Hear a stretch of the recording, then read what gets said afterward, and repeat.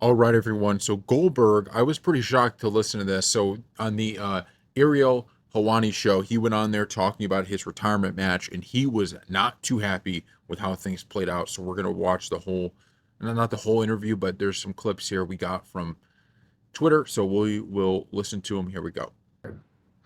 Can I ask and perhaps shoot straight with you, Bill? It feels like you're battling like mixed emotions here about everything. That it's something that you're not quite sure how to feel about in the immediate aftermath. Is that accurate?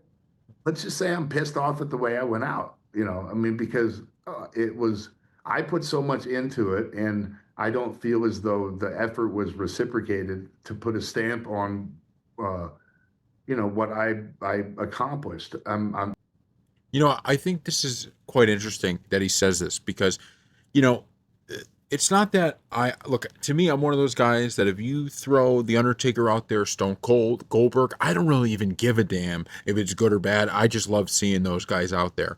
But there's no question that the rivalry was.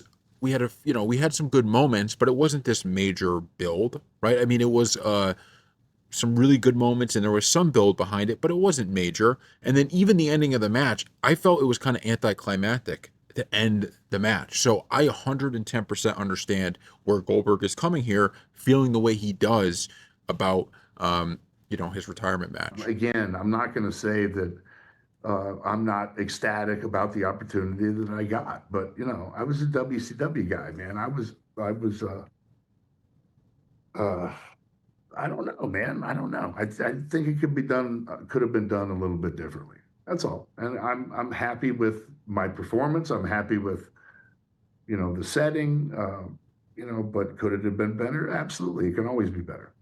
And I know you mentioned this 2 week thing, but I'd be remiss if I don't ask what specifically could have been done differently. Could you tell us that? Well, there's about 100 things. I mean, I did 3 interviews beforehand, Ariel. I did three, right? In 6 months. It's just they cut me off 30 seconds into my speech, bro. I mean, you don't do that, but it's all good. It's all good. Do you think that was there? It's interesting because so obviously when you read just like clips or articles about this stuff, this is one of the reasons why I thought it was really important we actually watched what he was saying. You could see if you read some of these words on a piece of paper or on the internet or wherever, it comes off differently than he's giving off here, right? He's really more biting his tongue than I think you may have expected just by reading a lot of these quotes. And part of it is, and it's interesting that Goldberg, says things the way he does here because, there was kind of, it almost felt like it was just like, okay, we go from way ago when Gunther first kind of talks crap to Goldberg to, okay, we're finally it just like it came on so quickly, right? It was something happened, there was nothing for months, then it came back, and then it was on, right? And we got this match. So he's 100% right. There was not really this big, long, like in the 6 months. I think that's what he's saying here, right? Between, I'm guessing that's when when Gunther first said his stuff. This could have been a build, a build, a build, and it might have been, there might have like we might have had even more hatred between the two that was like you could actually see. I 100% back Goldberg with that. And the cutting him off, I don't know if there was something, maybe Peacock's like, look, you got to be cut off at this time. But yeah, that was bad. A call or the network's call? I think it doesn't matter because it's live television and you can plan for it. Mm-hmm. That's all. That's all. So, and I know it is what it is, and the match might have gone long, and this and that, and whatever it is. But I just think that it could have been a little classier prepared than it was, and I'll just say, and that's a mild understatement. I just, yeah, man, come on, man. By the way, did they know that you were going to speak afterwards? Was that part of the plan? Oh yeah, 100%. Okay. So I mean, we're gonna listen to another clip here, but I really feel bad for Goldberg. And I don't want to throw shade at like Triple H either, or WWE in general, because we got to remember there's a lot of moving parts to put on these shows, right? You're dealing with a lot of different things that's going on, and so it's one of those things where I could feel bad for Goldberg while also not just kind of saying, "Oh, Triple H and WWE are necessarily the worst," but I do feel for him. And so let's see, is this? I don't know if this is. Oh, It's this is to devastating. Gunther. Gunther, you mentioned him for a moment there. I just want to ask, as a dance partner, as a guy who is one of the faces of the company now, what do you think of him, working with him for the first time? I just really apologize. Number one, I clipped him once with the right hand, and number two, uh, man, I laughed when he chopped me, but I didn't know what to expect because you feel these chops throughout your career a little bit, and they're loud, man. It looks like they hurt. You look at the skin, and it leaves some good marks, and it's devastating. Look, it's a great work punch, right? Um, but What a photo. I thought it was going to hurt more. That's all, and it just startled me. And I didn't mean to do that, and I really apologize because I didn't mean to. That's not a rib. I'm not trying to, downplay his move, but I thought it was funny because, he's saying it's a mistake, but I thought that was one of the best parts of the match because, I understand the idea of, okay, we're passing on to the next generation of wrestlers, right? So, and I think Gunther and the way it ended did more than enough to do that. But that was like a cool Goldberg moment, right? You need to give us something of him, still being the guy that we all know and love. And I think that moment when he's laughing after getting chopped, when nobody else does that, I thought that was an awesome moment. So I understand maybe why he's apologizing here, but I don't think it was really needed. it caught me off guard, and I completely broke character. It's a great photo, though. That one that we just showed. Yeah. I mean, look at that.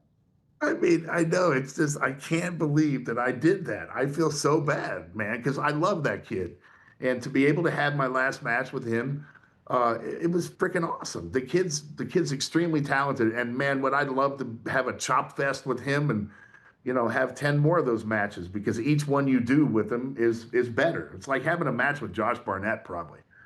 You don't have to worry about you know where the punch is coming from, whether it's gonna be a punch or a knee or an elbow or whatever it is. It's just a barrage, and that's how Steiner used to be.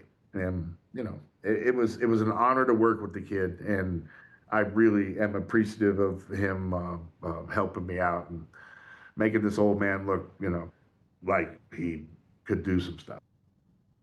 So I like that. I'm happy. Look, when Goldberg takes shots at the WWE or the company as a whole, that's one thing. But the fact that he's really making it clear that his problems aren't with Gunther or anything like that, I think that's awesome because that's the kind of stuff that actually has a major effect. All right, I want to see.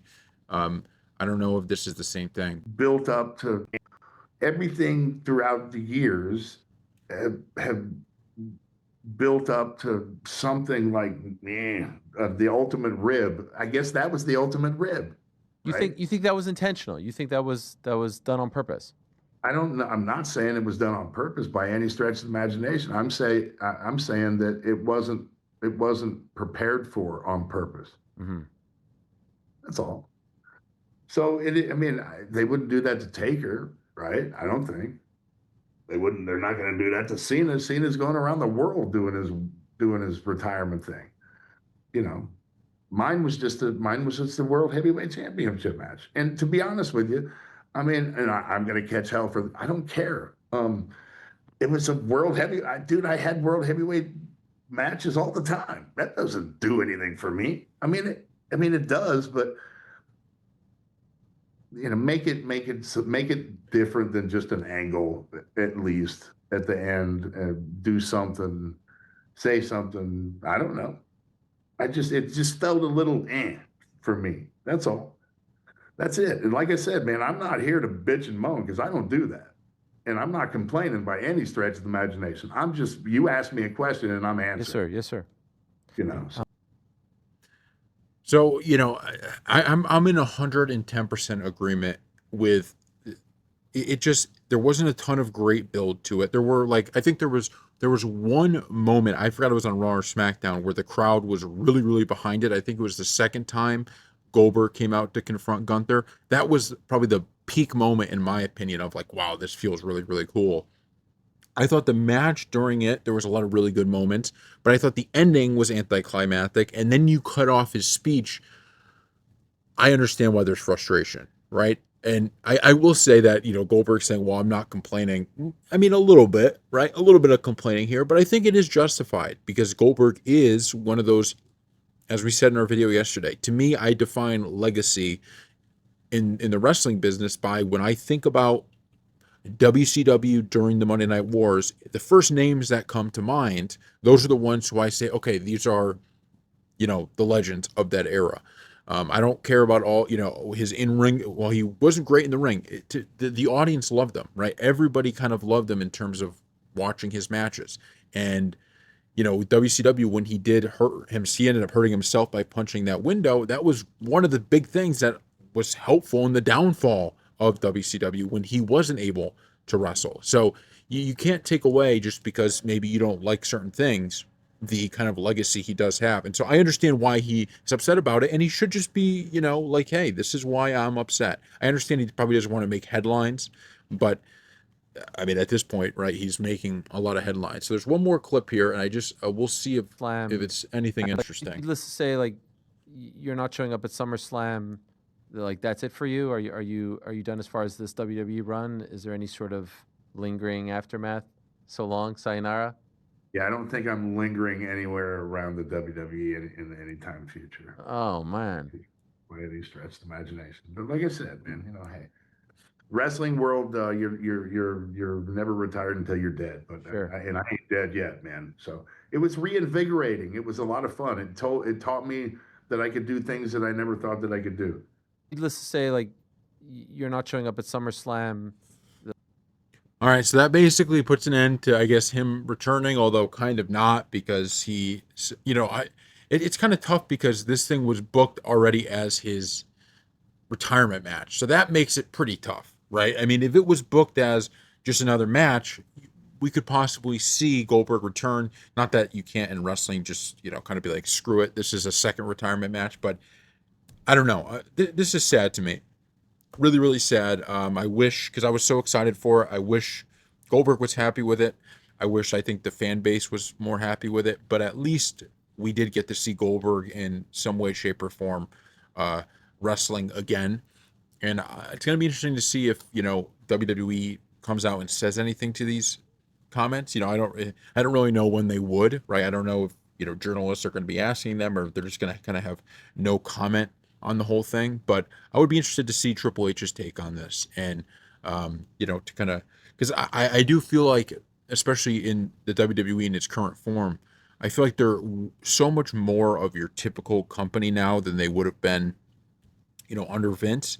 And what I mean by that is like something like this, I feel like they may view this as, okay, this is something we actually have to make right, in their view. And I don't know if that's going to be the case, but that's just my thinking on it. So thank you all for watching, and we'll see you next time.